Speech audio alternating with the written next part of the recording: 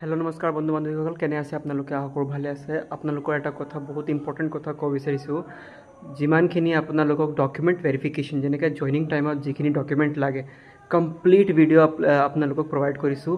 তাতে বহু কেইজনৰ মানে বাৰ্থ চাৰ্টিফিকেট নাই ডমিচাইল বনাই থৈছে তাৰপিছত PRC নাই তাৰপিছত কিছুমানৰ মানে আধাৰ কাৰ্ড ভোটাৰ ID নাই চ' আপোনালোকক এটাই কথা বাৰে বাৰে মই ক'ব বিচাৰিছোঁ যদি নাই আপোনালোকে আগতীয়াকৈ ৰেডি কৰি থৈ দিব যদি আপোনালোকৰ নাই এতিয়াৰ পৰা মানে ষ্টাৰ্ট কৰি দিয়ক নিজৰ ডকুমেণ্টখিনি কমপ্লিট কৰিবৰ কাৰণে কিয়নো বহুত ইম্পৰ্টেণ্ট কথা আছে যিমানজন ল'ৰা যদি চাকৰি পাবলগীয়া আছে যদি আপোনালোকৰ নাম আহিবলগীয়া আছে এনেকৈ যদি ভাবি আছে তেতিয়া নিজৰ ডকুমেণ্টছ 110%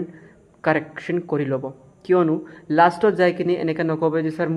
মোৰ তাত এনেকৈ ডকুমেণ্টছ নাই এনেকৈ নাই চ' আপোনালোকক তাতে যাই কিনে এনেকৈ মানে বেয়া লাগিব নালাগে সকলো ডকুমেণ্ট যদি অৰিজিনেল থাকে একুৰেট থাকে আপোনাক কোনো ধৰিব নোৱাৰিব আৰু যদি মা দেউতাৰ নাম কিবা ক'ৰবাত আপোনালোকৰ ভুল আছে এখন এফিডেভিট বনাই ল'ব নিশ্চয় ঠিক আছে মই ডমিচাইলৰ কথা কৈছিলোঁ ডমিচাইল আপোনালোকৰ চেণ্ট্ৰেল গভৰ্ণমেণ্টৰ যেনেকৈ SSC GD তাতে ইউজ কৰে বিশেষকৈ আৰু PRC নিশ্চয় ৰেডি কৰি